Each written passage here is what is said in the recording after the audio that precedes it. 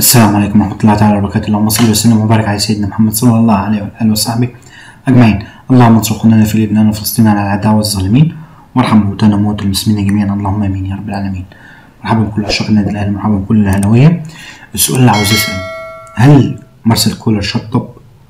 هل شطب لعب؟ هل شطب تفكير؟ هل شطب إن هو يعني يدفع باللاعبين أساسيين في بطولة أفريقيا، خلاف ذلك عن لاعبين أساسيين تاني يجرب فيهم براحته في الدوري المصري؟ هل كولر شطب؟ هل التمرينات والتعليمات اللي بيديها للاعبين ما بتتنفذش على أكمل وجه؟ طبعا الخسارة ديت مش عارف مين يسأل فيها مارسيل كولر، ولا يسأل فيها الدفاع، ولا يسأل فيها محمد الشناوي، ولا مين يسأل فيها؟ أنا أشوف من وجهة نظري إنه يسأل في الموضوع ده هو مارسيل كولر. طبعا البداية كانت خاطئة، تمام، إنها لعب بعمرو السولية وبأحمد كوكا، تمام، وبرضه ما لعبش بمروان عطية. طب انت عندك مروان عطية، ليه ما دخلتش مروان عطية تشاركوا في اللعب؟ ليه تخلي مثلا تبدأ بأحمد كوكا وتبدأ بعمرو السولية؟ ما دول مش أحسن حاجة، فاهم؟ وبرضه بدأت بكريم الدبيس. ما هو كريم الدبيس انت تبدأ بيه وتديله فرصة، بس لما يكون احتياطي، لما تكون انت فارق. انت الحاجة دي المفروض لازم تعرفها. طيب خليني لو نتكلم مع الجماعة، مع المتابعين عندي، تمام، بخصوص اللي انا شايفه، تمام، من اللاعبين الافضل كان في المباراة يحيى عطية الله، بسم الله ما شاء الله عليه، نرفعه له القبعة، تمام. يحيى عطية الله وامام عاشور، فاهمني، ووسام ابو علي، تمام، واشرف داري باستثناء الهدف، لان الكرة اللي ردت من محمد الشناوي كان اشرف داري واحمد نبيل كوكا كانوا هما اللي قدام الكورة، مفيش واحد فيهم اتحرك على المدافع، يعني برضه يسأل على هدف اشرف داري واحمد نبيل كوكا، تمام. طبعا بجانب محمد الشناوي دي كورة سهلة، ازاي تطلعها بالطريقة دي؟ هيد يعني معروف انك انت يعني لاعب كبير وحارس كبير، مش معنى كده انك انت صديت الكورة فانت يعني تطلعها يعني قدام المرمى بتاعك. في تقنيات ان الحارس لما بيتشاط عليه كورة، تمام، بايده بيزجها على الكورنر، او مثلا بيحاول يمسكها، لكن انك انت تصدها بالطريقة ديت لا، والكورة ضعيفة اصلا ما تستاهلش. طيب تمام، انا عايز اكلمك بخصوص اللاعبين، عايز اكلمك بخصوص احمد نبيل كوكا. انا ما شفتوش خالص. احمد نبيل كوكا عمل فاول قدام خط 18، لولا الحائط، تمام، الكورة دي كانت داخله جون. لا تقول محمد الشناوي هيجيبها ولا غير الشناوي هيجيبها. احمد نبيل كوكا المفروض ما تبداش بيه في بطولة افريقيا، في البطولات المهمة ما تبداش بيه، ابدا بمروان عطية. انت فاهم؟ مروان عطية انت ليه راكنه على الدكة؟ لا اله الا الله محمد رسول الله. حسين الشحات شطب كورة. انا اشوف ان حسين الشحات خلاص كده وقته ان هو يلعب في الدوري المصري مع كهرباء. حسين الشحات شطب كورة. حسين الشحات طوال المباراة، تمام، الشوط الاول وجزء من الشوط الثاني، يمكن في لحد الدقيقة 80 ولا 85، تمام. يعني حسين الشحات ما شايفوش خالص، مفيش خالص حسين الشحات، تمام، ما عملش هجمة كويسة، ما عملش مرتدة. يعني لما جاي يفكر، يعني انا شفت له لقطة مش عارف في الدقيقة كام، تمام، مش فاكرها بصراحة، كان راجع من ورا، يعني بدل ما هو يبقى طالع قدام، تمام، كوينج، تمام، لا ده جاي من ورا. طب يعني انا اشوف فين حسين الشحات، تمام، وهو جاي من ورا من الدفاع، فاهمني؟ ده كان بخصوص احمد نبيل كوكا وحسين الشحات، تمام. عايز اقول لك برضو ان الهدف يسأل عليه احمد نبيل كوكا برضو مع اشرف داري، تمام، لان الهدف لما ترد كان احمد نبيل كوكا واشرف داري كانوا قدام الكوره، مفيش واحد اتحرك فيه على الكوره زي ما قلت لك، فاهمني؟ فالهدف هنا يسأل عليه احمد نبيل كوكا واشرف داري. قفشه زي برضو حسين الشحات شطب كوره. قفشه انا ما شفتهوش، يعني كل اللي شايفه من قفشه، تمام، عشان يثبت نفسه ان هو في الملعب، ده ذكاء من عند قفشه، تمام، يجي ياخد الكوره من نص الملعب، تمام، ويقول للاعبين بصيلي، بس بعد ما يبصها لك ما بتعملش حاجه. بعد ما يبص لك الكوره وتعمل الحركتين بتوعك دول، ما بتعملش حاجه. دي هيت عرفناها فيك، يعني انا خدت بالي منها اللي هي حوالي 3 4 ماتشات، لما لقيت ان المركز بتاعك بيتهدد، تمام، قلت انزل اخد الكوره من تحت، تمام، واقول للاعبين بصيلي بصيلي، واجي اطلع بالكوره ما اعملش بيها اي حاجه. ده مش اسلوب لعيب خط وسط محترف، ده مش اسلوب ابدا. حتى في المباراه اللي فاتت، تمام، بتاعت المباراه بتاعت المصري، فاهمني، كان ليك انفراد ضيعته. ابسط حاجه ليك انفراد، انت منفرد بالجون، تمام، ضيعته، قضحها منك صلاح محسن. فانت فين دلوقتي؟ مروان صلاح، انا اسف، مروان صلاح.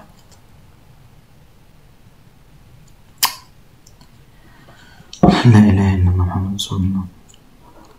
الموضوع ده يسأل فيه مارسيل كولر. الهزيمة دي يتسأل عليها مارسيل كولر، تمام. بيرسي تاو برضو ما شفناش منه حاجة كويسة، يعني ما شفناهوش كويس. نزل في اخر دقايق يدوب بصا كورة، تمام، وعملنا هجمة صغيرة جبنا منها بين كورنر، تمام، ركنية، تمام، وبعد كده ما شفناهوش. كهربا بقى انا ما شفتوش غير في المشكلة اللي حصلت، اللي هو اللاعب كان باين مع امام عاشور، مش عارف ايه، راح كهربا راح وقاعد يهدي الاوضاع. ما شفتش غير كهربا في الموضوع ده تغييره ولا ليها اي لازم، بتضيع وقت في التغييرات واحنا مغلوبين، تمام. واستنيت كتير قوي على حسين الشحات، انك انت ما تبدلوش وانت عارف ان حسين الشحات مستواه مش كويس، فاهمني. وبرضه مروان عطية ما نزلتهوش كأساسي، تمام. وبرضه بدالي بعمرو السولية، وبدالي بكريم الدبيس، وكان بدالي بأحمد كوكا. اي نعم الثلاثة على عينه وراسه ولاعيبة كبار ويحترموا، تمام، لكن مش في بطولة افريقيا ان انا ابدأ بيهم، مش في بطولة افريقيا. انا ابدأ ببطولة افريقيا، ابدأ بمروان عطية، ابدأ بأكرم توفيق، ابدأ باسمه دوت يحيى عطا الله واشرف داري، تمام. يعني ابدا باللي انت بداته، بس من خط الوسط ده ما ابداش بيه بالكلام ده. ابدا بامام عاشور خط وسط، ارجع امام عاشور خط وسط مع اشرف، مع مروان عطيه، ومع اكرم توفيق، فاهمني. لكن اللي انت عملته ده كله، لا يعني مش عارف اقول لك ايه، ده كله كلام هابط في عبط. انت بتألف. مارسيل كولر في المباراة دي قاعد يألف فيها. طب لحد امتى مثلا؟ لحد امتى؟ سبحانك لا اله الا انت، كنت منزل استغفرك واتوب اليك انك انت التواب الرحيم. المباراة دي يتسأل عليها مارسيل كولر، ولازم إدارة النادي الأهلي تاخد موقف من مارسيل كولر، تمام. ولازم تشوف ليه استهان بالمباراة دي. في التصريحات بتاعتك انت جاي على الخصم بتاعك ان هو قوي، ليه ما لعبتش بيه ان هو قوي؟ ليه ما لعبتش بالاقوياء بتوعك؟ يعني الهزيمة دي يتسأل عليها مارسيل كولر.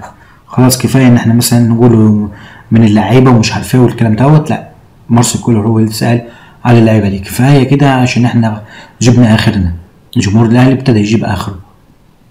يعني انا ما شفتش غير وسام ابو علي، وما شفتش غير امام عاشور اللي بيلعبوا، وما شفتش غير يحيى عطا الله، تمام. وما شفتش غير اشرف داري باستثناء الهدف، ان هو برضو يسأل على هدف اشرف داري، هو واحمد كوكا، فاهمني. الاثنين يتسألوا عليه، تمام. والشناوي برضو في الصد بتاعته يتسأل عليها، اللي في صدته ما طلعهاش على الجنب، على الناحية اليمين، تمام، ليه طلعها قدام الجون، فاهم. في تقنيات مع حراس المرمى لما يجي يصدوا كوره، تمام، بيطلعوها يمين او يسار، او يطلعوها مثلا في قدام، يعني فاهم. برضو محمد الشناوي مش احسن حاجه في الطلوعات بتاعته، ابتدى يخيب خالص من حوالي 5-6 مباريات فاتوا. كل ما يطلع على الكوره ما يعرفش يمسكها، ما يعرفش يضربها بايده، تمام. يعني ده المفروض وقت مصطفى شوبير. انت عمال تجرب في اللعيبه، خلاص ادي مصطفى شوبير 3-4 ماتشات ورا بعضهم، شوف اداء، مصطفى شوبير في الوقت دوت بديل لمحمد الشناوي. انا اشوف ان مصطفى شوبير هيكون كفاءة عن محمد الشناوي بكتير. لكن اشرف داري برضو كويس ممتاز، بس برضو يعني الحته الدفاعيه بتاعته في الهدف ديت ما عجبتنيش. لو كان غطى كويس على المدافع او كان حضن عليه تمام ما كانش دخل فينا الهدف. لو كان غطى على المهاجم انا اسف، فاهم؟ فده كله يعني اللعيبه في الموضوع دوت. مين يتسال عليه؟ بتسال على اللعيبه ولا بتسال على مارسيل كولر؟ يتسال على محمد قفشه اللي بينزل ياخد الكوره من نص الملعب وما بيعرفش يعمل بيها حاجه. محمد قفشه خلاص يعني انا اعتبر ان، بص انا هقول لك على حاجه، يعني في 3 4 لعيبه تمام، يعني يكاد اقول لك يعني ان مستواهم تمام زي مستوى بيرسي تاو، بس الفرق بين دول تمام ان هم بيشغلوا دماغهم المصريه علينا. اللعيب المصري لعيب ذكي زي محمد قفشه تمام. انا اشوف حسين الشحات قفشه تمام، اللاعبين دول مستواهم زي بيرسي تاو تمام، وهينضم لهم في نفس المستوى اكرم توفيق لو ما اتبعش لنفسه.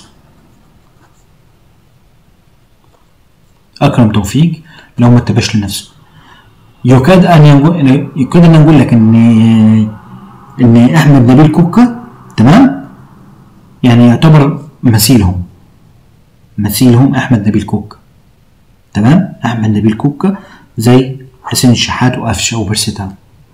يعني عندك حسين الشحات، احمد نبيل كوكا، بيرسي تاو، قفشه، الاربعه دول مستواهم هابط لا يليق ابدا بالنادي الاهلي. اي نعم احمد نبيل كوكا كان ليه مباريات كتيره مع النادي الاهلي بشكل ممتاز تمام، لكن احمد نبيل كوكا لا. احمد نبيل كوكا ما يلعبش في بطوله افريقيا، احمد نبيل كوكا يلعب في الدوري المصري. انا مش عارف انت الناس دي هي شايفها قدام عينك، يعني انت مقتنع بيها؟ انت مقتنع بالاربعه اللي انت منزلهم دول تمام. حسين الشحات انا واحد كاهلاوي اقول لك ان حسين الشحات مستواه نزل خالص. حسين الشحات بطل كوره، مش مستواه نزل، لا ده بطل. حسين الشحات المفروض يدخل في مستشفى الاستشفاء، ياخد له كده 5 6 مباريات تمام ما يلعبش كوره تمام، بعد كده ينزل يشوف اداء، تقيم اداؤه من جديد. انت في الجناح اليسار تمام، انت محتاج واحد يكون مهاري، واحد يكون سريع، واحد يكون افضل من حسين الشحات تمام. كان عندك احمد عبد القادر، واحمد عبد القادر انت طلعته عارة تمام، كان ممكن يبقى هو المنافس مع حسين الشحات في الوقت ده، فاهمني؟ ففي يعني في مستويات وفي العاب، يعني في لعيبه مش في احسن احوالها في الفتره ديت اللي هم اللي قلت لك عليهم. على جانب تاني في مستويات لعيبه طالعه كويس، يعني عندك اشرف داري كويس تمام، عمل كم قطعه كده قدام مرمى محمد الشناوي بشكل ممتاز تمام. عندك يحيى عطية بيرجع بينافس وبيثبت نفسه تمام، ان هو بينافس بيقول ان انا افضل من علي معلول تمام. عندك مين؟ عندك اللهم صل على النبي، عندك امام مستواه ثابت ومتحرك تمام، دايما في زياده، بيعمل واجب الدفاع وواجب الهجوم بتاعه تمام. عندك اسامه ابو علي، فاهم؟ الاربعه دول يعني بسم الله عليهم، يعني بسم الله ما شاء الله عليهم مستواهم طالع. لكن باقي اللعيبه عندك برضه رامي ربيعه رغم ان سنه كبير بس برضه يعني كويس تمام. سنه كبير بالنسبه للعيبه اللي انا قلتها لك دي، هي مش سنه كبير ان هو خلاص يعني وصل زي مثلا عبد الله السعيد، لا يعني سنه اكبر من دول بس برضه بسم الله عليه ما شاء الله، يعني في محافظ على نفسه ومحافظ على اللياقه بتاعته تمام. عندك مين تاني؟ عندك يعني اكرم توفيق مستواه ابتدى ينزل، فاهم؟ مستواه ابتدى ينزل لو متبعش لنفسه. اكرم توفيق مستواه راح يبقى زي قفشه، يبقى زي حسين الشحات ومش عارف ايه والكلام دوت، فاهمني؟ عندك مروان عطيه مستواه بسم الله ما شاء الله عليه ثابت وفي زياده تمام. مباراه زي ديت انت ليه اخرته؟ ليه قعدته دكه احتياط وما نزلتوش في المباراه؟ كان المفروض مروان عطيه يلعب. هل هو مصاب مثلا؟ هل هو بيشتكي؟ هل هو مثلا قال لك انا مش عاوز اشارك؟ هل هو مثلا في قرار ضده من الاداره؟ يعني دي كلها اسئله انت المفروض تجاوب عليها. يعني المباراه دي يتسال عليها بشكل كبير تمام. مارسيل مارسيل كولر التغييرات والتبديلات والبداية اللي بدأ بيه في المباراة ما كانش أحسن حاجة، ما كانش أحسن حاجة بالنسبة للاعيبة وبالنسبة للجماهير وبالنسبة للكل. مارسيل كولر خلاص يعني كده، أنا أقول لك يعني ابتدى مثلا يقول لك أنا عاوز لعيبة محلية. إحنا عاوزين لعيبة محلية في الوقت الحالي تسد العجز اللي عندنا ده. عندنا حسين الشحات وقفشه ومش عارف ايه الكلام ده كله حطه في الاحتياط، ده كله خليه دكه، بس هات لنا لعيبه تسد الاماكن دي. هيت اي نعم حسين الشحات بديل في خط الوسط، اسمه ده قفشه بديل في خط الوسط تمام، بس برضو احنا محتاجين واحد يكون بديل على قفشه ده هو طلعوه اعاره، ده قفشه ده وحسين الشحات يطلع اعاره مع كهربا ده خلاص ما يلعبش تاني مع الاهلي. انا مش والله ما شفته غير في اسمه ده في المشكله. شفت فين كهربا؟ ايه اللي عمله كهربا؟ التبديله ملهاش اي لازمه. ايه اللي عمله كهربا في المباراه؟ ولا اي حاجه عملها.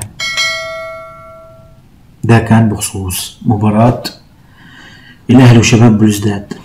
خليني اقول لك ان المباراه الجايه هتكون ضد اورنالدو برايتس تمام، بتاريخ 11 وبتاريخ 18 بتاريخ 11/1 تمام، وبتاريخ لا هتكون مع استاد ابيجان بتاريخ 11/1 ان شاء الله تمام، وبتاريخ 18/1 هتكون مع اورنالدو برايتس. خلاص يا جماعه، النادي الاهلي محتاج يفوز في المباراتين، محتاج يفوز في المباراتين او فوز وتعادل عشان يصعد، انما فوز وخساره احتمال ما يصعدش، خاصه لو شباب بلوزداد فازوا المباراتين بتوعهم، فاهم؟ فكده هتبقى مشكله. فوز وتعادل نصعدوا، فوز نصعدوا، فوز وخساره ممكن ما نصعدش، لانك انت يعني لو فزنا على استاد ابيجان وخسرنا من اورنالدو برايتس هيصعد علينا احنا تمام. برضو شباب بلوزداد معاه مباراتين هتكون مع اورنالدو برايتس واستاد ابيجان برضو تمام. ده كان بخصوص الجولة الرابعة اللي كان بين شباب بلوزداد وبين النادي الاهلي المصري. فوز شباب بلوزداد بنتيجة 1-0 فاهمني، سجل الهدف طبعا في الدقائق الأخيرة من المباراة. إن شاء الله بإذن الله تعالى غدا هتكون في حلقة عن أخبار النادي الأهلي بشكل كامل وباستفاضة فيما يخص أكرم توفيق. الحلقة دي هتكون إن شاء الله بإذن الله تعالى عن أكرم توفيق. فضلا لا ينسى أن اشترك في القناة وتفعيل زر الجرس حتى يصلك كل جديد. شكرا لكم لمتابعتكم من الفيديو. السلام عليكم ورحمة الله تعالى وبركاته.